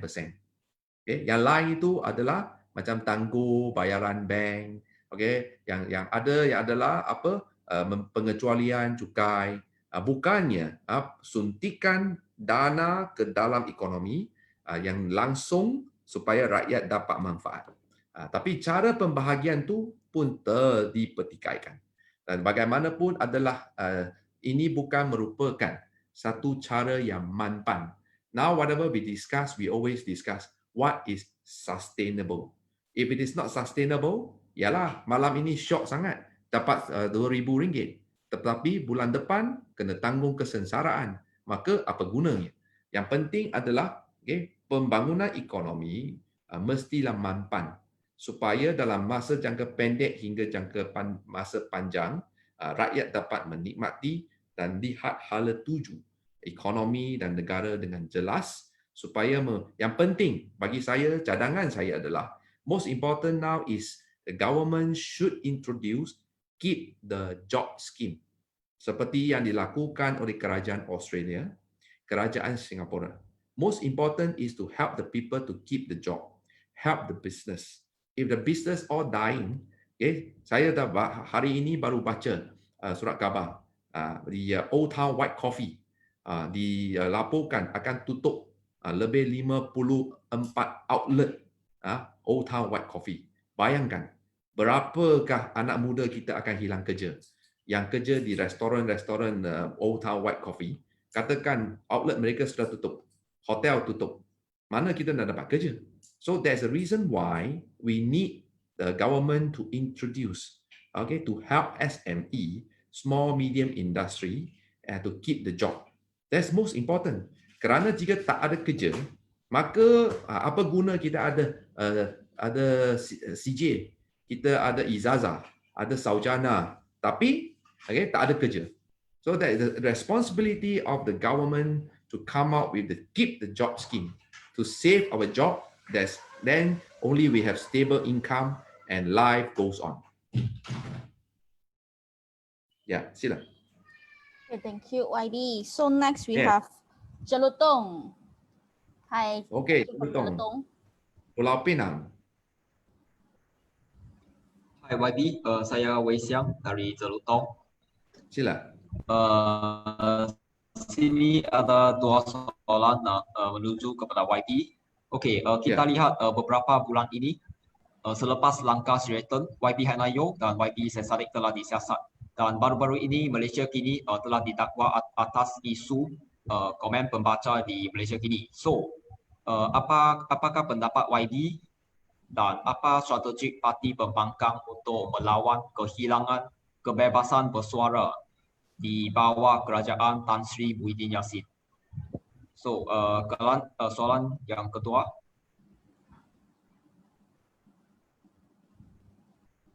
Tak dengar. Hello, Wei Xiang. Yes, Hello. Wei Xiang. Yeah, you have to unmute. Hai. Ya, So, okay, soalan sekarang boleh ya. So, baru-baru ini juga Ketua Dewan Pago telah mencalonkan usul pengubahan speaker dan timbalan speaker Dewan Rakyat. So, adakah ini langkah yang betul? Kerana apa yang saya tahu ini kekosongan speaker adalah muncul dalam beberapa keadaan saja, iaitu dia meletakkan jawatan dan sebagainya. So, adakah boleh mencalonkan usul pengubahan speaker Dewan Rakyat? Okay. Terima kasih saudara Wei Xiang daripada Jelutong yang telah mengemukakan dua soalan yang baik. Okey, tentang pertama, kes Syed Saddiq dan Hanayo adalah jelas kita sekarang ni persepsi orang ramai adalah kerajaan Tan Sri Muhyiddin Yassin sedang cuba untuk mengambil kita kata menganiayai atau menzalimi ahli-ahli parlimen daripada Pakatan Harapan supaya tidak ada orang berani untuk bersuara. Sebab ini adalah cara acuan lama yang diambil oleh BN dulu. Ini sepatutnya tidak berlaku lagi pada abad ke-21 ini. Ahli parlimen adalah berhak untuk membawa suara rakyat kerana suara rakyat, suara keramat. Okey. Dan sekiranya kita lihat mengapa Hanayo ditangkap oleh polis dipanggil, dia cuma bertanya satu soalan di Twitter beliau berkenaan dengan perkahwinan di bawah umur. Semua pihak ambil maklum, saudari Hanayo merupakan bekas timbalan Menteri Wanita dan juga Pembangunan Keluarga. Ini merupakan kerja ataupun tanggungjawab beliau sewaktu menduduki dalam kabinet. Maka sekiranya sebagai seorang ahli parlimen di Malaysia, tanya soalan pun tak boleh, maka ia akan menjadikan indeks demokrasi negara ataupun imej negara nampak buruk di mata dunia. Ini sepatutnya tidak berlaku. Okay? Dan yang kedua, Wei Xiang tentang Malaysia kini. Malaysia kini telah pun didakwa, kata dia menghina proceeding mahkamah kerana ada komen-komen pembaca dan oleh kerana komen pembaca, ketua pengarang dia Stephen Gan telah pun didakwa di mahkamah kerana kononnya menghina mahkamah. Bagi saya, tindakan ini juga tidak perlu kerana sekiranya ini bukannya berita dilaporkan oleh Malaysia kini. Ini adalah komen-komen pembaca. Saya bagi contohlah, ibarat saya buka kedai kopi. Itu orang masuk kedai kopi saya, lepas dia pergi lompak, curi. Adakah saya sebagai pemilik kedai kopi salah kerana pelanggan saya yang lakukan jenayah? Bukan diri saya, pelanggan yang masuk kedai saya. Sama juga dengan kes Malaysia kini. Ini bukannya artikel ditulis oleh pemberita. Ini adalah salah satu komen daripada pembaca. Setiap hari, sebagai media massa, ada ribuan komen masuk. Betul tak? Saudara-saudari pun tahu mah Facebook. Kan? Facebook katakan Facebook yang popular. Facebook fans page, katakan fans page Barack Obama. Satu hari komen lebih 1 juta. Katakan ada seekor yang nakal, masuk sahaja, buat komen bukan-bukan. Adakah ini juga salah Barack Obama? Semestinya tidak. Maka bagi saya, tindakan tersebut bukannya untuk terhadap Malaysia kini saja. Tujuan utama orang kata ada udang di sebalik batu. Tujuan utama adalah untuk create the fear environment supaya semua orang takut, tak berani bersuara. Maka bila perikatan buat salah, tiadalah mana-mana yang berani tegur kerana ada tindakan sedemikian. Tapi bagi saya, ini adalah satu tindakan yang regresif, ya, yang tidak sepatutnya dibawa dan sebenarnya merupakan satu tindakan yang boleh menggugat kebebasan media. Saya ingin laporkan kepada saudari semua, sebenarnya antara pencapaian terbaik Pakatan Harapan semasa 22 bulan jadi kerajaan adalah kebebasan media di Malaysia telah pun melonjak daripada tangga 144 ke tangga 100. Kita dipilih sebagai negara, we are the country with have the most improved ranking in terms of freedom of press in year 2019 according to World Freedom of Press Index, organized by Reporters Without Borders based in Paris, France. Dulu kita negara paling mencapai kemajuan yang paling baik satu dunia tau. From 144, we jump to 100. And we expect this year supposedly to be the top 90. This is our target in the past.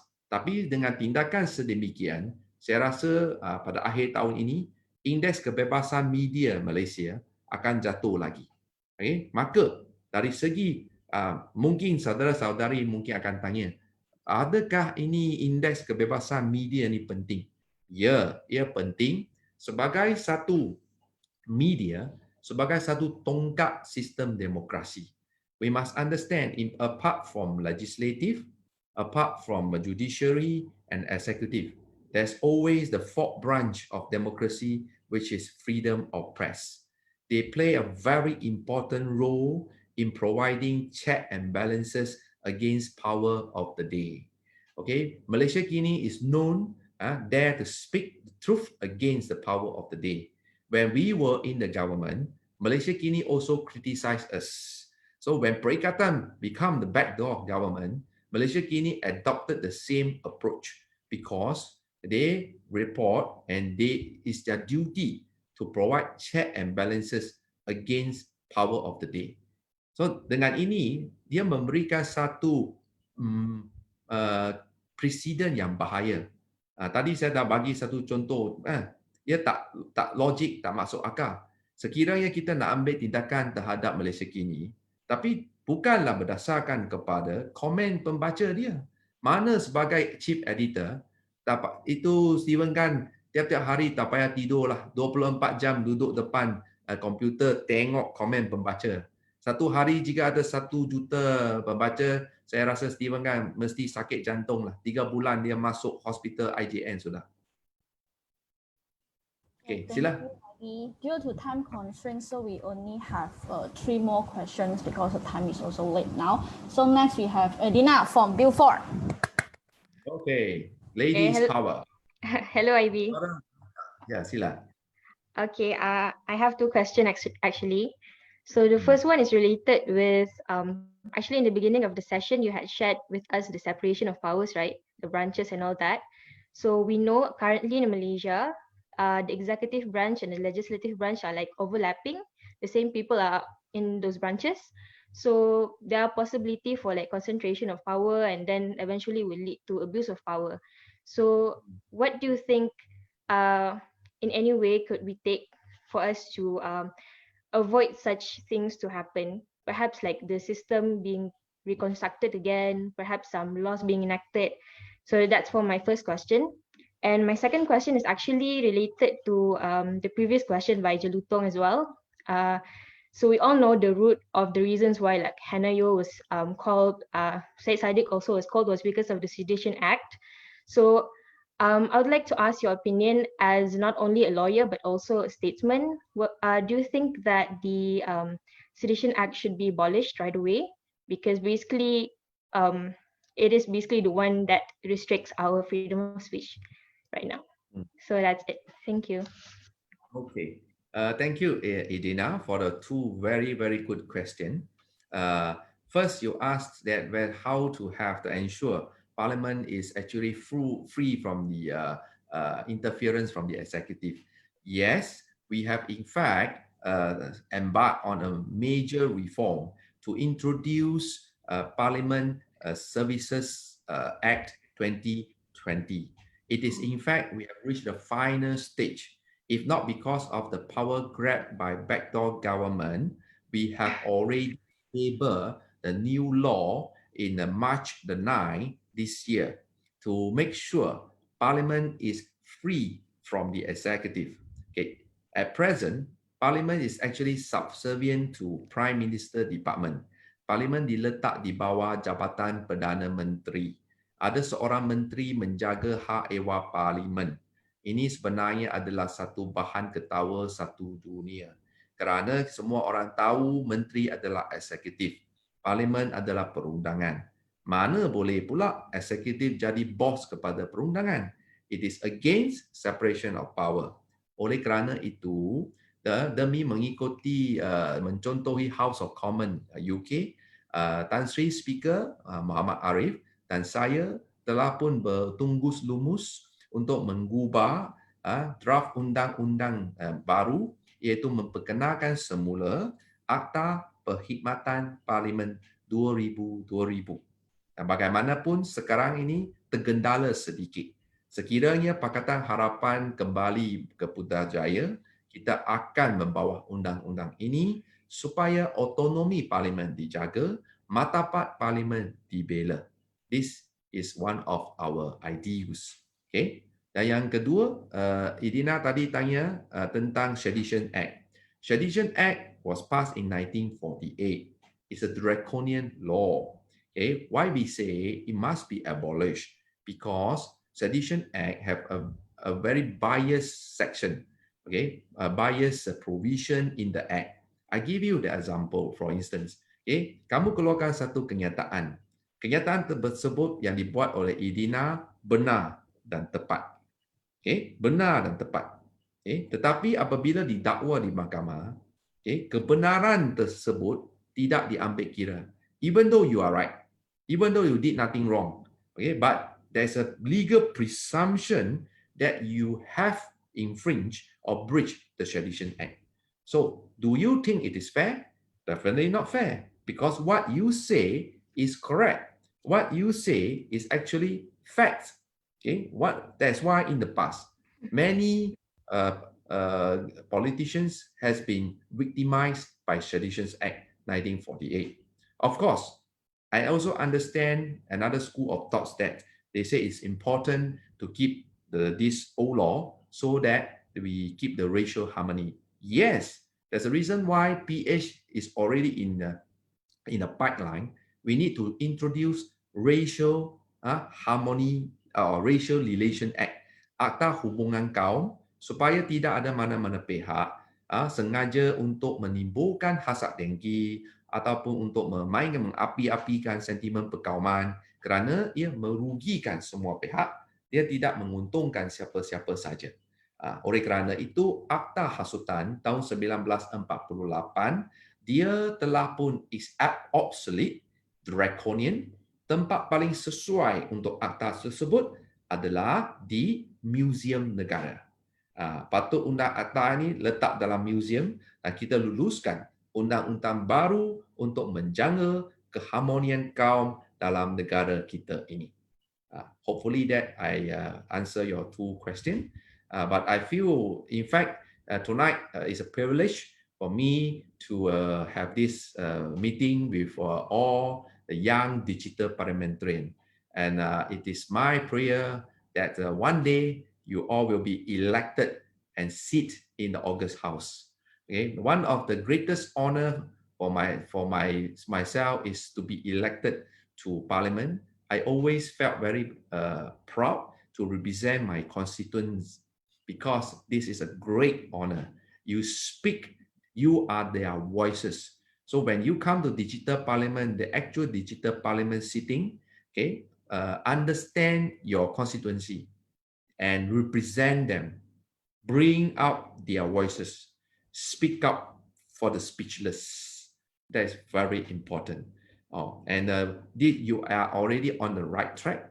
Being elected out of the 6,000 applicants, only 222 being elected. So this is a privilege. Okay, cherish and appreciate that. Carry on your duty, and we hope one day, jika saya masih kekal lagi lah pada 13 hari bulan Julai, walaupun mereka nak pecat saya tak kisah pun. Jika saya masih ada, saya akan jemput saudara-saudari semua melawat parlimen supaya saudara-saudari di Pelawar untuk ke kamar parlimen. It is my honor to invite all of you and hope they, even though walaupun saya tak jadi lagi, mereka nak pecat saya tak apa, tapi saya masih lagi ahli parlimen. Saya pun harap melalui saudari Kayan dapat jemput saudara-saudari semua melawat parlimen, that I can bring you for the parliament tour. Thank you, YB, for the invitation. Let's see how we can arrange that. Next, we have Akif from Arau, Perlis. Saudara Akif. All right. Hello, YB. So I want to say that I'm a huge fan of you. So I have two questions. So just now you highlight about the importance of racial unity. And one of the recent hot issues is that the need for Malaysia to move to a single school system. Do you think Malaysia is ready for a single school system? And do you think it will, in a way, help to achieve racial unity in Malaysia? And my second question is regarding gerrymandering. During 22 months PHS government, is there any effort that have been done in order to correct the act of gerrymandering in Malaysia?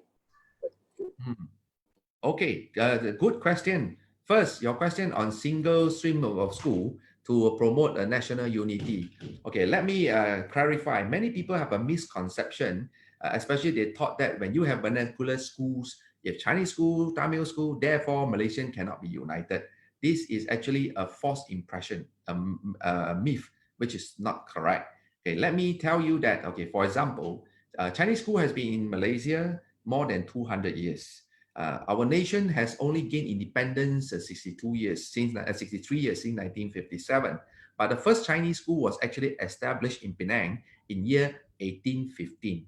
Lebih 200 tahun, we already have a Chinese school, same as Tamil school. So this actually is part of our, if we look at from another perspective, in fact, this is a part of our national heritage. Always remember, okay, languages is in fact not a threat to our national unity, but in fact it is our advantage, and that provides us a competitive edge.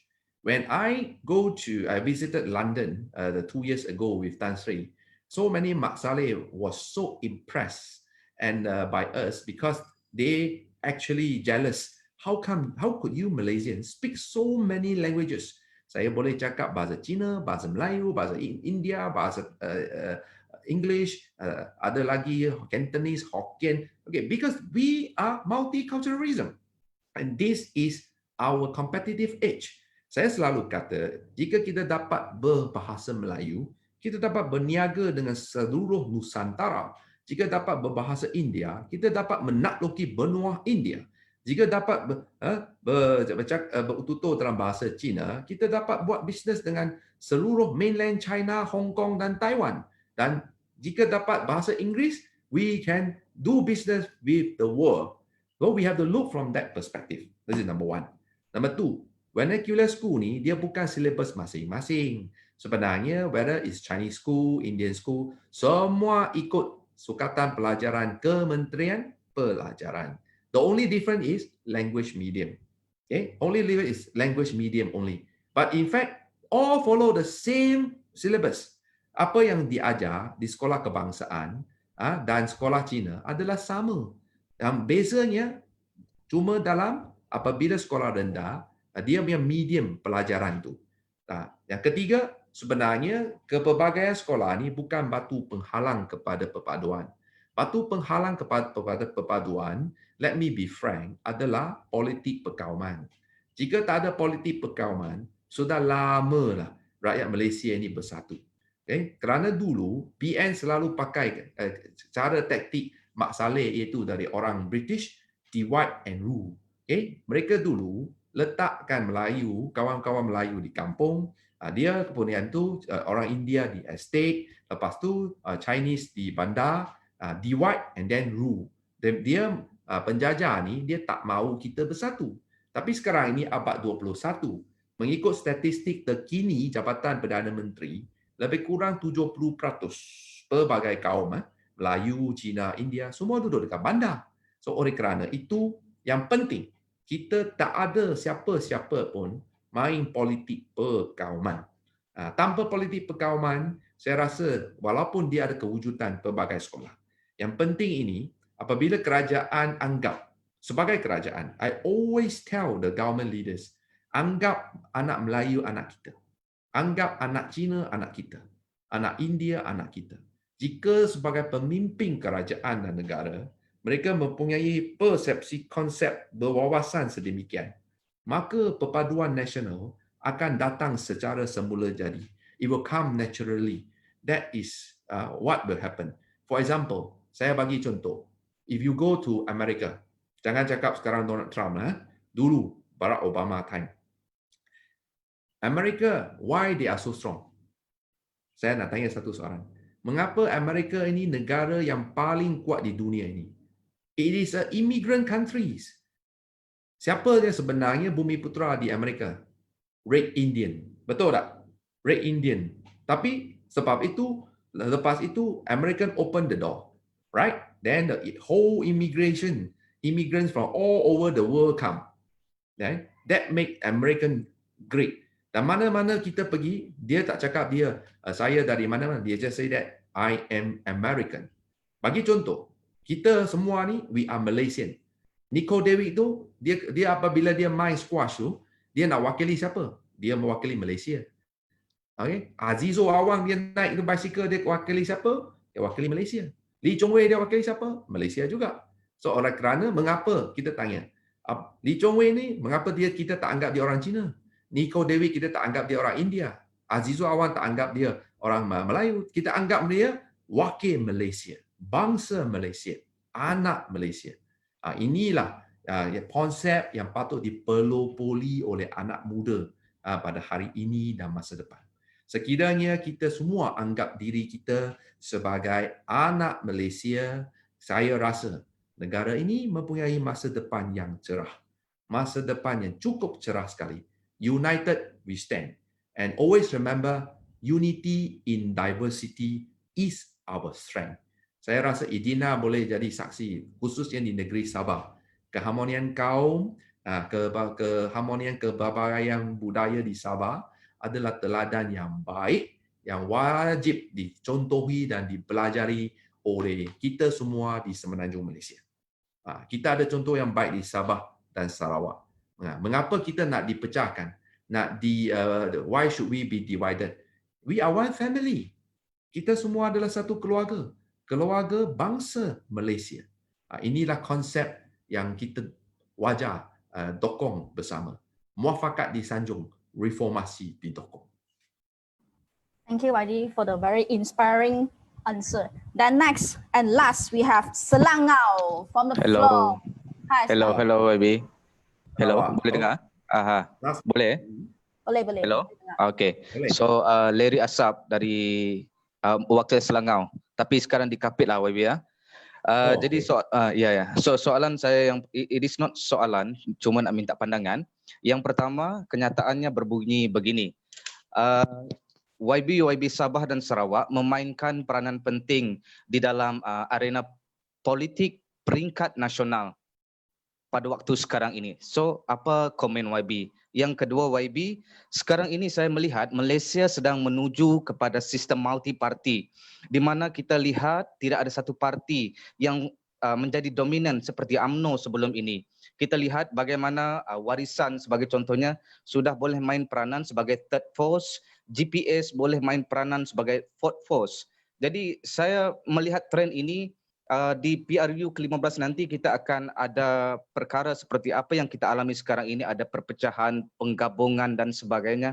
Jadi nak tanya YB, sejauh mana sistem multi-parti ini nanti pecah gabung akan memberi manfaat kepada politik, demokrasi dan pentadbiran negara kita. Itu saja soalan saya. Terima kasih. Terima kasih saudara dari sekarang berada di Kapit ya. Yes. Salam yang baik. Kirim salam dari Semenanjung ke seberang ni.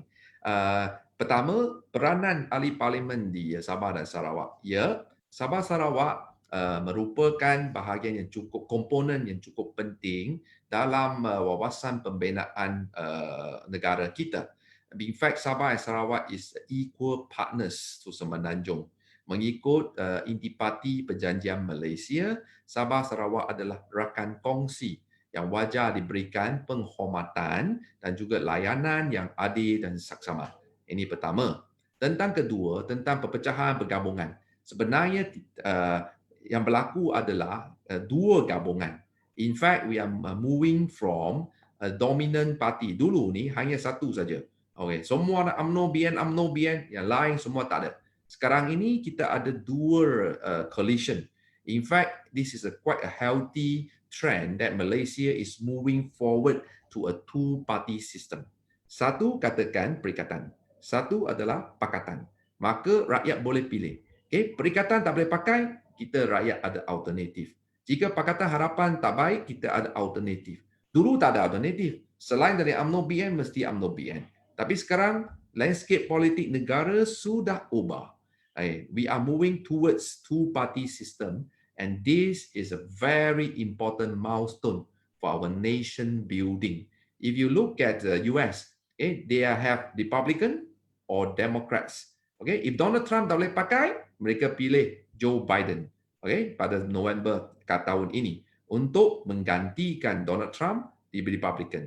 Okay, di banyak negara maju, kebanyakan negara maju ni, okay, bagi contoh UK, you have conservative and Labour Party. Then sometimes they have liberals as the third force. Tapi main party is still conservative or this Labour Party. Macam Boris Johnson, dia mewakili konservatif. Bila parti dia okey, rakyat sokong, maka dia jadi kerajaan. Jika dia ini prestasi dia buruk, tak apa. 4-5 tahun kemudian, Labour Party akan menang. Sentiasa ada alternatif untuk tukar. Maka siapa yang berkuasa, mereka akan sentiasa meletakkan kepentingan rakyat sebagai satu agenda utama dan mereka tidak berani nak abaikan pandangan dan suara rakyat kita. Sebagai contoh, katakan perikatan sekarang, dia rampas kuasa jadi kerajaan pintu belakang. Jika dia teruskan cara macam ini, tak hormat suara mandat rakyat, yang saya katakan, suara rakyat, suara keramat. Rakyat adalah ketua hakim negara. Maka rakyat akan menghukum sesiapa sahaja yang mengingkari atau mengkhianati mandat rakyat. So kerana itu rakyat pun kena celik, rakyat pun kena bijak. Okay? Siapa yang tak hormat rakyat, kita akan ajar sama dia. Maka undi kita akan lebih bernilai. Undi kita adalah lebih mempunyai kesan yang lebih yang lebih terkesan kepada semua pihak. Bagaimanapun, memang Malaysia sebuah negara yang muda. Kita baru lagi pertama kali kita tukar kerajaan. Sebenarnya saya berasa sangat-sangat bersyukur pada tahun 2018 apabila kita berjaya menukar kerajaan dari UMNO BN kepada PH pada waktu itu tanpa sebarang pertempuran ataupun sebarang pertempuran darah. Ini secara proses demokrasi ini yang lancar membawakan satu teladan yang baik kepada banyak negara, dan ia menjadi sumber inspirasi negara-negara yang di bawah pemerintahan diktatorship ataupun autokratik. Malaysia pada waktu itu 2018 telah berjaya dijadikan teladan dan sumber inspirasi kepada banyak negara-negara yang sedang membangun. Dan saya sebagai anak Malaysia berasa bangga dan berhutang budi kepada semua pengundi-pengundi yang datang dan balik kampung untuk mengubah nasib negara kita. Terima kasih Daun Keladi saya ucapkan kepada semua. Terima kasih kepada YB. Walaupun saya kata soalan yang last tadi, tetapi saya sebagai moderator kena dapat peluang untuk tanya satu soalan yang bukan sahaja ditanya-tanya oleh saya sendiri, tetapi mestilah ditanya-tanya oleh rakyat Malaysia. YB, difahamkan Perdana Menteri Muhyiddin telah memfaulkan usul untuk mengkosongkan jawatan speaker dan timbalan speaker pada sidang yang akan datang. Namun Pakatan Harapan tidak dapat tak ada peluang untuk meletakkan calon sendiri untuk speaker dan juga timbalan speaker. So YB, adakah usul ini sahih mengikut peraturan mesyuarat bagi parlimen? Ini saja soalan saya. Okay, terima kasih saudara moderator. Pertama, ini adalah kali pertama dalam sejarah negara seorang Perdana Menteri membawa usul untuk pecat ketua perundangan iaitu Speaker Dewan Rakyat. Tidak pernah berlaku sebelum ini. Okay. Pertama, Perdana Menteri tidak ada hak dan kuasa untuk pecat speaker. Yang ada kuasa adalah majlis parlimen sendiri. Oleh kerana itu, Perdana Menteri boleh bawa usul, tapi dia tak boleh buat keputusan. Keputusan dalam tangan 222 orang ahli parlimen. Hanya ahli parlimen membawa menerusi undi mereka boleh menentukan sama ada speaker kekal ataupun dilucutkan jabatan. Okay, ini adalah jelas dan mengikut peraturan mesyuarat. Yang kedua, sama ada mereka akan sebenarnya sama ada dia berjaya untuk lucutkan, ini bergantung. Sama ada Tan Sri Muhyiddin mempunyai majoriti dalam Dewan Rakyat. Okay. Sekiranya beliau tidak ada majoriti, maka usul itu akan ditolak. Dan Speaker Tan Sri Ariff akan kekal. Dan saya rasa kebiasaan mengikut perlembagaan dan juga Convention Parlimen. Hanya di bawah 3 keadaan saja, kerusi Speaker itu menjadi kosong. Pertama, Parlimen dibubarkan untuk menghadapi pilihan raya, maka kerusi Speaker akan dikosongkan. Kedua, Speaker meninggal dunia semasa memegang jawatan. Ketiga, Speaker letak jawatan. Sekarang di depan mata kita, ketiga-tiga keadaan ini tidak wujud. Yang ada adalah rampasan kuasa daripada pintu belakang. Oleh kerana ingin memastikan kerajaan perikatan menguasai parlimen, maka mereka membawa usul supaya speaker yang berkecuali dan diri saya dilucutkan jawatan. Bagi saya, diri saya sebenarnya tak kisah. Saya nak letak jawatan lama lah. Tapi kerana kita tak iktiraf kerajaan ini kerana tidak ada usul majoriti di Dewan Rakyat. Sebagai speaker, kami hormat apa-apa keputusan dibuat oleh Majlis Dewan Rakyat. Jika Majlis Dewan Rakyat putuskan kami dilucutkan jawatan, itu kita terima dengan hati yang terbuka. Jika majlis kata, speaker dan timbalan wajib kekal, kita pun akan juga terima keputusan tersebut. Kerana ini adalah semangat demokrasi. Dan ini sama ada apakah keputusan, satu negara sedang menunggulah apakah akan berlaku pada Isnin minggu depan 13 hari bulan Julai what we can tell you is we will fight on. If we lose, we will bow out in honor. If we win, we will continue to serve the people and the nation. That is our promise. YB boleh mencelah. Sila. Setiawangsa boleh? Setiawangsa? Oh, moderator sudah check out last question. So, okay lah. YB boleh tanya. Sorry? Boleh. Injury time. Ya, Okay. Jadi tak, Setiawangsa boleh? So, satu soalan daripada Setiawangsa. Last guys. Okay lah, last. Thank you. Terima kasih Timbalan Speaker. Terima kasih. Timbalan Speaker macam dewan dah pula kan. Terima kasih Timbalan Speaker. Saya rasa mendengar pandangan daripada Timbalan Speaker walaupun walaupun ada sedikit disiplin, tak ada masalah sebab apa saya menghormati YB Ngah sebagai seorang Timbalan Speaker yang sangat, sebab saya follow persidangan debat dan saya melihat Timbalan Speaker sangat pengalaman dalam jaga dewan dan sebagainya. Okay. Saya nak mengutip pandangan daripada YB sendiri sebab saya lihat dalam satu temu ramah sebelum ini yang mana Tun M melantik YB Ngah sebagai Timbalan Speaker adalah untuk membolehkan YB untuk bertutur dalam bahasa Melayu yang lebih baik sebab dalam dewan kita kena cakap dalam bahasa Melayu kan. Jadi apa tips yang boleh diberikan oleh YB sendiri terutama bagi mungkin rakan-rakan yang mungkin dah berbiasa dalam bahasa Inggeris sebab dalam dewan kita kena cakap bahasa Melayu kan. Jadi bagaimana apa tips yang boleh YB Ngah boleh berikan kepada rakan-rakan kita. Terima kasih dari Setiawangsa. Okey, terima kasih wakil dari Setiawangsa, soalan yang baik. Okey, saya memang ramai yang anggap saya tidak dapat bertutur dalam bahasa Melayu. Okey, bagi untuk makluman semua, walaupun saya belajar di sekolah Cina, tapi alhamdulillah saya mendapat dalam mata pelajaran bahasa Melayu dan kesusasteraan Melayu. Saya STPM, dua-dua subjek pun saya dapat A juga.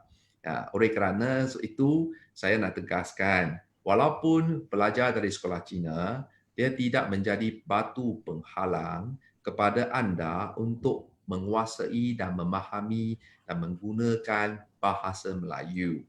Asalkan kamu mempunyai semangat untuk terus menimba ilmu.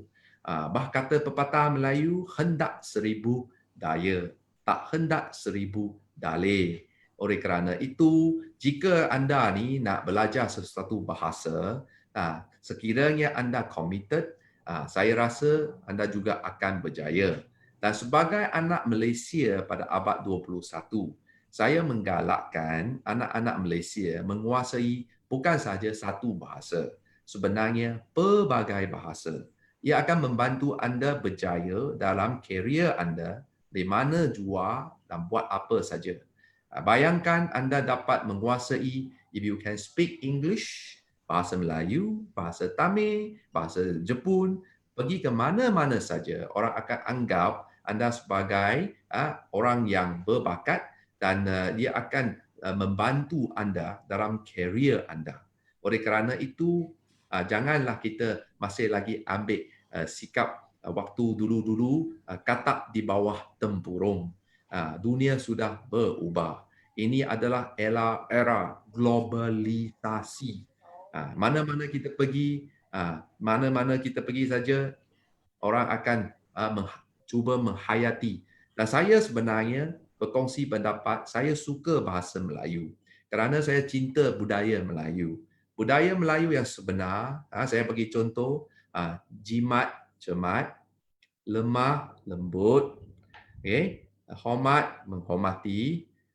Ini semuanya adalah bersopan, santun, berbudi, bahasa. Ini adalah budaya Melayu.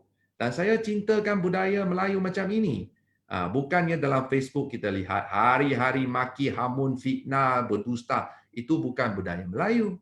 Budaya Melayu sebenar, yang saya tadi kata, saya sudah mengulangi, bersopan santun, berjimat cermat, lemah lembut, hormat orang tua. Ini semua budaya Melayu. Dan inilah nilai-nilai yang wajib kita ketengahkan, kita membantu untuk heboh-hebohkan. Inilah anak Melayu yang sebenar. Bukannya hari-hari kita lihat Facebook banyak wah di epic lah, Cina babi lah, ini semua bukan budaya Melayu. Maaf, itu memang tak Melayu. Melayu sebenar adalah seperti yang saya katakan. Kita ni sekadar kongsi pendapat supaya kita dapat saling belajar menjadi insan yang lebih baik. Ini adalah harapan saya. Terima kasih atas perkongsian YB yang cukup berinspirasi. Tetapi kita berkendala tamat sesi ini kerana kelewatan masa dan juga ada rakan-rakan yang perlu prepare script untuk debat pada hari Sabtu dan juga Sunday. So thank you YB for your time. Thank you my comrades for making this happen, and I wish all the best to you and thank you to all the audience who tuned in on FB. Thank you everyone. So bye bye. Terima kasih YB.